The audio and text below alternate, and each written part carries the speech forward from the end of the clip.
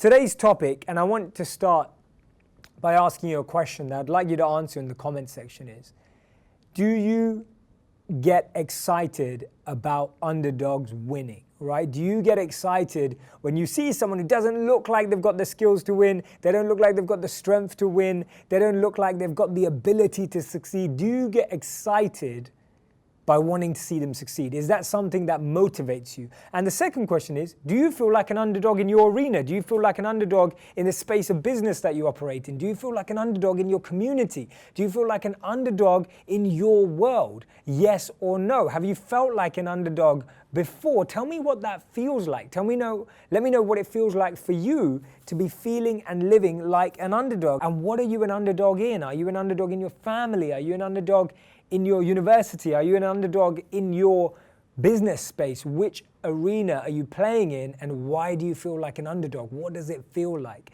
So today's session, obviously, you didn't have to guess much further, is all about how to take advantage of or how to be successful as an underdog. Now, why did I decide to take this topic on? One of the reasons why I decided to take this topic on is yesterday the Cubs ended a 108-year wait for the World Series, right? That's absolutely huge. Imagine waiting 108 years for anything in life. How many of us would have the patience? Imagine you said to me you wanted to be successful, and I said you had to wait 108 years, and I promised you could be alive for 108 years. How many of you would actually be happy with that result? How many of us would be elated by that result? 108 years is an incredible amount of time. So much so that I believe some of the news reports that there's actually no one alive. There may be one or two, and I apologize if you are, but there's no one alive from the last time they won. And this truly has been the year of the underdog. So if you're from London or England, myself, we all know that Leicester City Football Club won the Premier League this year, which was an incredible feat in their history. So much so that Gary Lineker actually promised to do the first match of the day of the season in his underwear, which he actually did live up to, right? Because he had no chance. They were 5,000 to 1 to win the Premier League, and they won. The Cubs won yesterday after 108 years. And when these things happen, how many of you non-Leicester, non-Cubs fans were excited? I definitely got excited by them winning. I got excited by the Cubs winning, even though I barely watched baseball. I got super excited when I saw Leicester City win because my team were nowhere near close to winning anyway, so it didn't really make a difference to us. Now, I wanted to share with you some stats about this 108 years about the Chicago Cubs. If they're not your team, I apologize, but I thought that sharing this just showed how incredible this victory was. So listen in to this, right? These are some of the things proven by the news. There are so it took 108 years. It's been 108 years since the Cubs won the World Series. I'm now talking about the significance of that number 108. There are 108 stitches in a baseball designed by the Cubs' first manager, right? Incredible. And then you're thinking, okay, what else? The left and right field corners at Wrigley Field are 108 meters from home plate, right? Coincidence, you may say. Next one. The Ricketts family, which owns the Cubs, has located their main business on 108th Street in Nebraska, right? Incredible. The number 8 is a sacred number in yoga. I know a lot about that and in meditation. And Cubs pitcher Jake Arrieta does yoga 6 days a week. Coincidence? Wait, we're waiting for another one. Here we go. Cubs winning the World Series in 1990 in the J.J. Abrams film Taking Care of Business. That film is 108 minutes long. Absolutely incredible. Cubs win the World Series in the 1989 film Back to the Future Part 2. That film also happens to be 108 minutes long, right? It just goes on.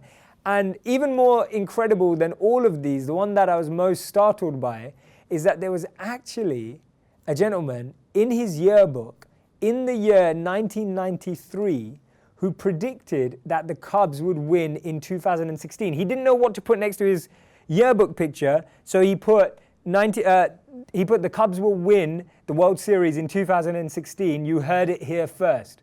Incredible, right? How do you predict these things happening? I have no idea. But when they do happen, these stories spark a lot of conversation. They spark a lot of motivation. They spark a lot of insight for all of us to have a go at talking about this. Now, it's incredible. Again, we're looking at all these little patterns linking up. And yesterday I was thinking about the Cubs winning. I thought, I should talk about underdogs. And my friend, my colleague on his table had this book right next to him, right? I'm not lying, I'm not joking. The Science of Underdogs, right? This is your brain on sports. Brilliant book if you're really into sports, brilliant book if you're understanding sports psychology, and really interesting when you're looking at underdogs. Now, the term underdogs is derived from lots of different things, but one of the most common one, unfortunately, is from dog fighting. And we all love dogs one way or the other, and we all love the underdog. Now, it's incredible that we root for underdogs. It's incredible that we want underdogs to win. Why? Because we're used to wanting our team to win. We're used to wanting the best to win. We're used to wanting to associate ourselves with people who are successful. Right? We never go, oh yeah, I know someone who plays for that really bad team. Like, we don't say that, right? We say things like, oh, I know someone who plays for that really good team. I know someone who was MVP. I know someone who's the son or the daughter of the MVP. We try and associate or link ourselves to success. And when we do that, it in turn makes us feel more successful. It's one of the reasons why when your team wins, you say, we won, right? You say, we won. But when someone asks you, oh, how did your team do? And if they lost that day, you say, they lost. You rarely say, we lost. It's incredible how psychologically we distance ourselves from failure and we closen or liken ourselves to success. But the exception to that rule is the underdog. We all get excited by underdogs. We all get motivated by underdogs. We feel completely enamored by the story of the underdog. Prashant, underdogs are just simple-minded. They don't have expectations and don't have anything to prove to anybody. And Prashant, you've just hit the nail on the head. That's the principle I'm trying to get across.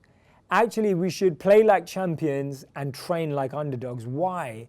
Because the underdog works in a way not worrying about what anybody else thinks or believes.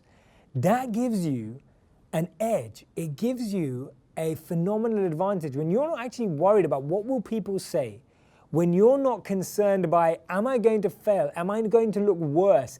Is what I'm doing not going to succeed? As an underdog, you don't let those things cloud your mind. You can focus in on the task at hand. See, when we become successful, even as underdogs, if we've risen to success, the biggest enemy of that success, the biggest Achilles heel, the biggest thing that can trip us up is not reconnecting to that feeling of an underdog. So no matter how much success you've achieved, no matter where you are, always remind yourself the mindset of an underdog is the mindset that nurtures talent, that nurtures success, that harnesses your true potential. And let's look at that mindset. What is the mindset of an underdog? The first thing is you're not restricted. You're not in the prison of what will other people say. Because if you fail, people kind of expect you to fail anyway. And if you succeed, people will take note of you. So in that sense, you're kind of invisible, right? People not even noticing you. You're not even in the conversation. And if you do great, then that's awesome. It was kind of like Iceland. If you watch soccer, in the Euros, Iceland performed extremely well. They were underdogs and people celebrated their success. Similarly with Wales, that have now risen to a high standard.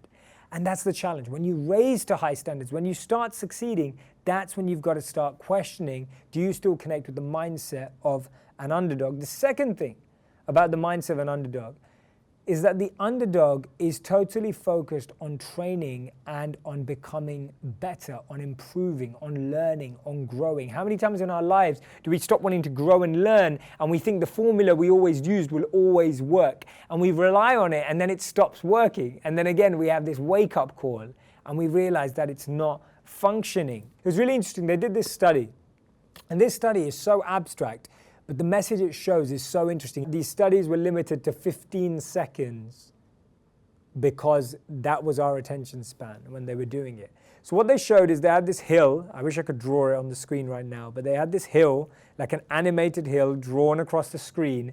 And then there were 4 different circles rolled across this. So you can imagine this. While I'm explaining it, I want you to imagine, right? This screen in front of you, you're seeing this hill, and these circles or these balls or whatever you want to call them are going to roll over this hill right now. Now, the thing I want you to ask yourself, the thing I want you to think about is imagine the first circle starts rolling and it rolls over with ease. The second circle rolls over with a slight challenge. The third circle really struggles, almost inclines, goes backwards and then goes over. And the fourth one just goes really slowly and finally goes over.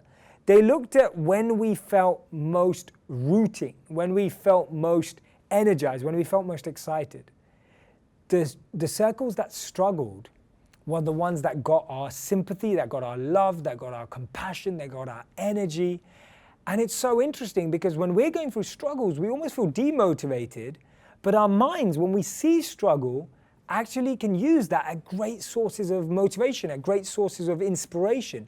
So I highly recommend that whenever you're in a struggling situation, identify with the mindset of the underdog and recognize that that's the greater the pain you feel, you've got the opportunity to seek a greater level of energy, a greater level of motivation.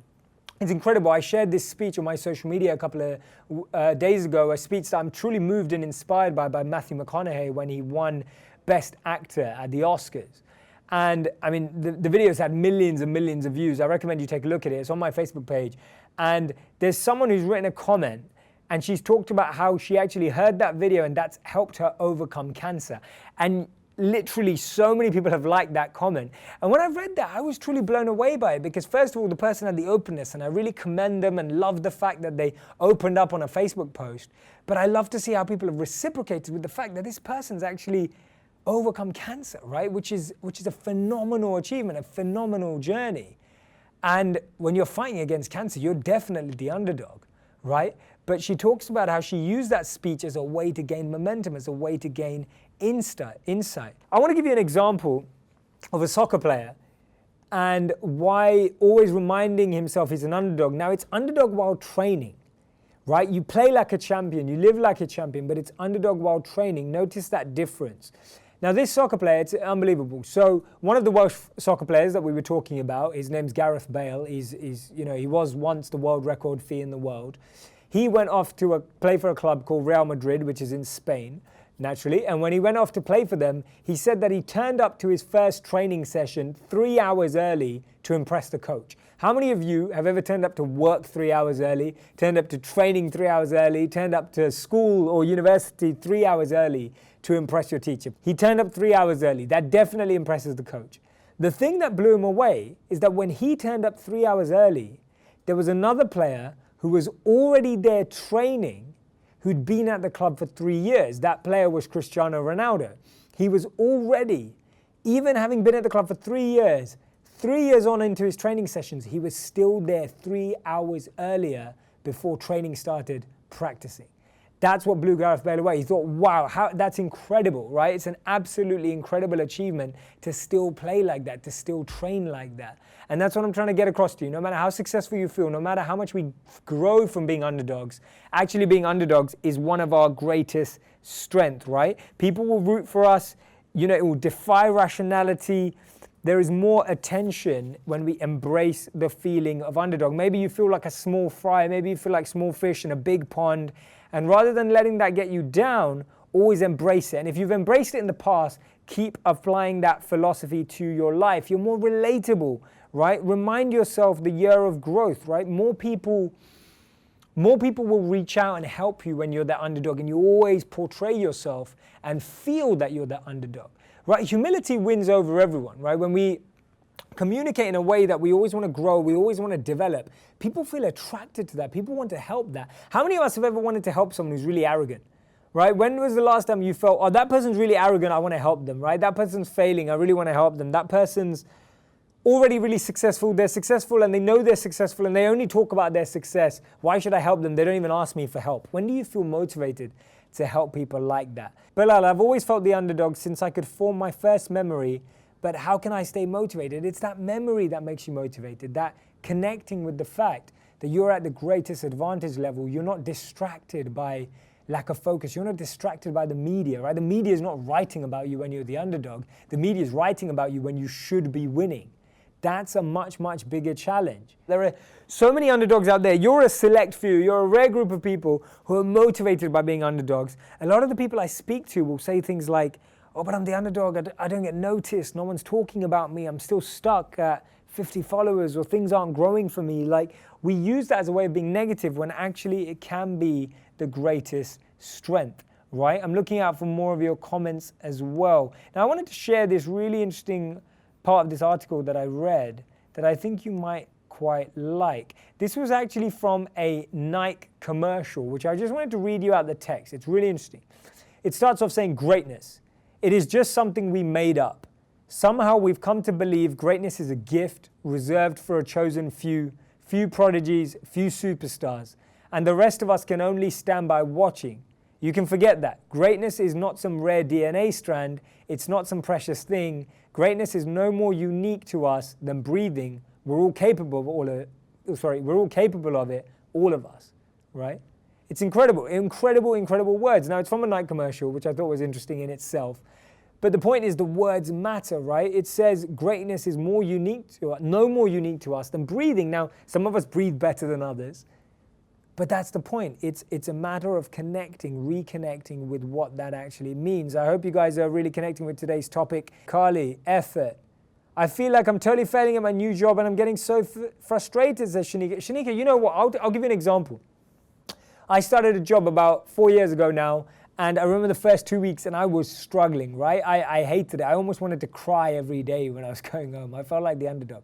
Now, there's two ways of feeling like the underdog.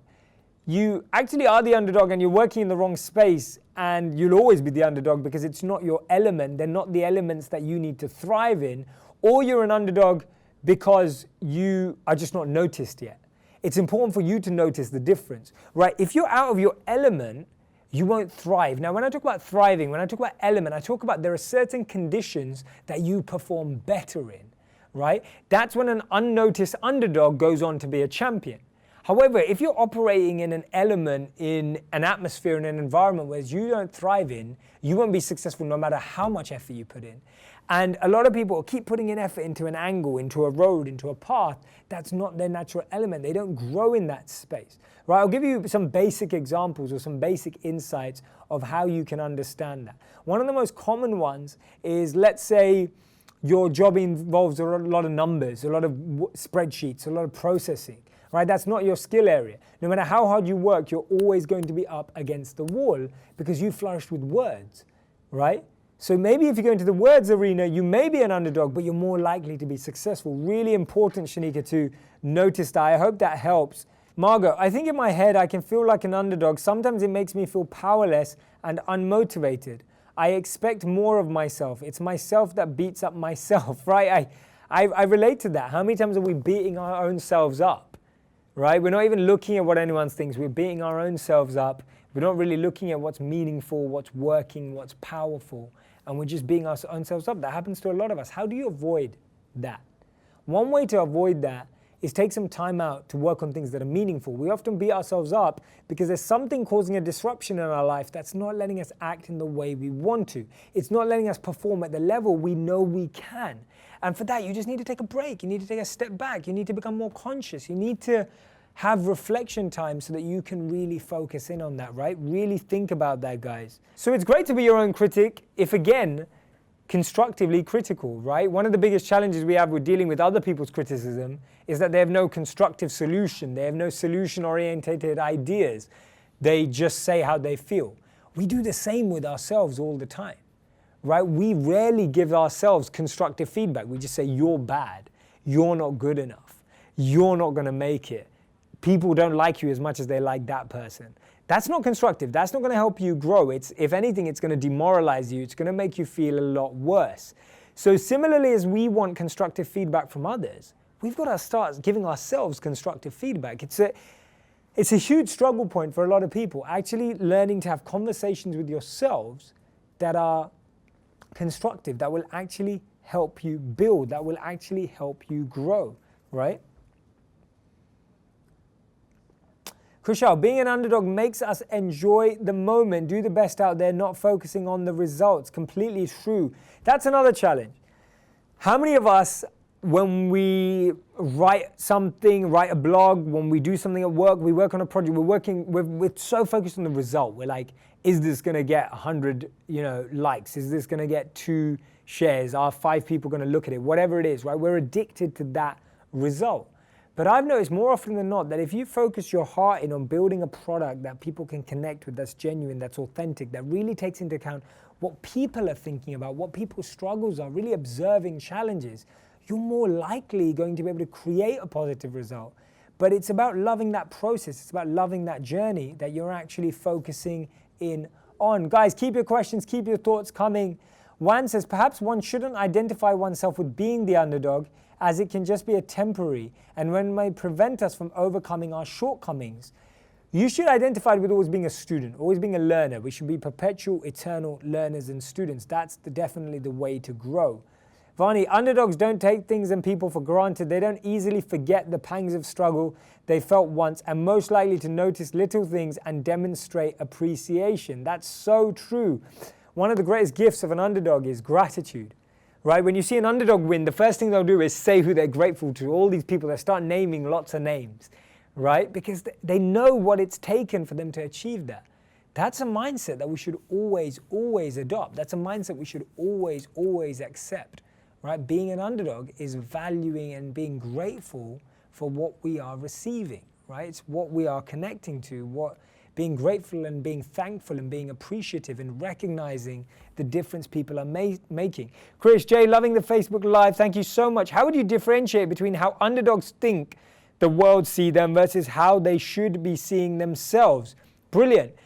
How would you differentiate between how underdogs think the world is seeing them? So, actually, the way the world is actually seeing them is that they are insignificant. When Leicester had a 5,000 to 1 chance of winning, the Cubs, I don't know what the odds were this year, but 108 years is a long, long time. To be honest, they're off the mark. The world is not even paying attention. If anything, the world is worrying about you struggling, right? That's if anything, but the world is not really worried about you because it's more interesting to write about, talk about, speak about people who should be successful and are not quite getting there. That's more interesting for people to hear about. Just as we root for underdogs, there's a part of us, and that's the negative side of us, our jealousy or envy that wants successful people to drop, right? There's that too. And therefore, news media will focus more on that, right? But what should they be focusing on, Chris? How should they see themselves? This is what we're talking about. They should see themselves as having the advantage because you're under the radar. Because no one's really focusing on you. You've got the opportunity to train how you want to train. You've got the opportunity to try new things out. You've got freedom. Do you know how valuable freedom is, right? Valuable. Freedom is like the biggest value in the world. Being under the radar, off the map, not being watched, not having a microscope over every activity, which what all famous and successful people have. You've got the opportunity to have freedom to creatively express, innovate, experiment, whatever you want to do. That's how you should be seeing being an underdog. You've got that freedom, right? You've got that opportunity. And that's why even the most successful people in the world always give themselves that and then create something that we love again anyway. That's how trends are set, right? Trendsetters set trends because they buck the trend that they set before. They change trends. It's counterintuitive. So the most successful people in the world are constantly linking into being underdogs. Chris, thank you so much for your question and thanks for tuning in. I hope that's useful to you. Steve, listen to the constructive stuff, but remember that being authentic to you means that we need to filter the noise. If we listen too much to others, we will end up looking like someone else. Totally true. And that's why it's extracting the essence and principles. See, there's two things in life. There's details and there's principles. Details are the way someone acts, the way someone kicks the ball, the way someone throws the ball, the way someone holds a bat. These are details. These may be different. You'll have a successful person who plays a sport who plays totally different from someone else, right? The detail, their technical detail is very different. But the principles they play by are the same. They play for the team, right? They play to their strengths, right? That's a principle. They play because they love what they're doing. These are principles. Extract principles from constructive criticism. Don't focus too much on the details. Anna Kendrick, like so many people in New York, I work as a waitress, but I'm an aspiring actress and singer with some mild success. Some friends say I've let my job get in the way of my career too much and don't focus on myself as an artist enough. But NY is an expensive place to live, so I like to make sure I always make financial ends meet. My workplace may not be the perfect element for me to thrive in, but it's a means to an end. As long as I focus on my career and my off time, I still think it's good not to restrict how much I work. What do you think? Life's about balance. Anna, I completely agree with you that we have what I called, resilience building, character building, and then what we love. And it takes working on both to make it work, right? Most successful people went out to LA to make it in Hollywood, worked crazy jobs, right? There's stories of Brad Pitt working dressing up in a chicken outfit so they could promote a Mexican store to make enough money, moving fridges around. Elvis Presley used to drive a truck, right? Like all these people had other jobs that they had to do while on that journey to success. Prashant, I know we've been underdogs, but sometimes we have limits too. How to surpass them? Well, as an underdog, you're always hoping to surpass limits because you're always hoping to break the trend that's natural, which is kind of like what the Cubs did and what Leicester did in a huge, huge way. So in one sense, you don't have any limits at all because you've never ever built any. It's when success builds limits because you now start looking at records, you look at numbers, you look at sales, etc. Joel, Jay, what's your take on mental illness as a handicap in life already? Not saying play the victim, because that's not true. I embrace mine as can't change it, but so many are still feeling ashamed of having it, and so many people don't actually understand it. Joe, so first of all, thank you so much for opening up. Thank you so much for being so honest about that and sharing that with us. The first thing I'd say, it's amazing that you're already saying you don't want to play a victim card. I mean, that's commendable in itself. There are certain challenges that when I see people overcome them, it blows me away. It motivates me. It makes me appreciate how I have no excuse. And actually, I've seen so many people out there who've done this. There was a comedian on Britain's Got Talent a few years ago, and he was physically disabled, right? And he came on the show, and all his jokes made fun out of his physical condition. And the judges loved him. He did great. He got to the finals, and the amount of love that he received. And so what I would say is that there's some great role models out there in this space, and I know it's much harder. It's much, much harder when you have any of these challenges. But the thing is, there are role models in that space. The more they grow, the more we'll make a way, and we will make people aware. I think it's hugely important that people out there become more aware. You look at the Paralympians. I mean, the things that they're achieving is absolutely phenomenal. And those achievements are truly, truly groundbreaking and amazing, amazing underdog stories. So I believe it is happening, right? It is happening out there. Guys, it's been great talking to you about underdogs today. I hope that you've connected a bit on the topic. I already feel from the get-go you all had the right image. But remember, the mindset of an underdog applies when you are an underdog, and even after you don't feel like an underdog, always reconnect. It will make you more grateful. It will make you more giving. It will make you more compassionate. It will make you grow more. It will help you learn more. It will make you train harder. It will make you focus more. It will help you forget about what other people think. And most of all, it will help you have that freedom of creativity, expression, and experimenting. Give our HuffPost Rise page a like. You can also follow us on Snapchat, Instagram, and Twitter, HuffPost Rise. Come and find us there as well for up-to-date insights about motivational insights and wisdom. Come and find me. I'm at Shetty IW on Facebook. The video's there as well. I'd love for you to watch it. I'd love for you to share it. It's just come out today. I hope that it helps you connect more deeply and consciously with your family and your friends and your loved ones. Have an amazing weekend. I'll see you on Monday. Take care, guys.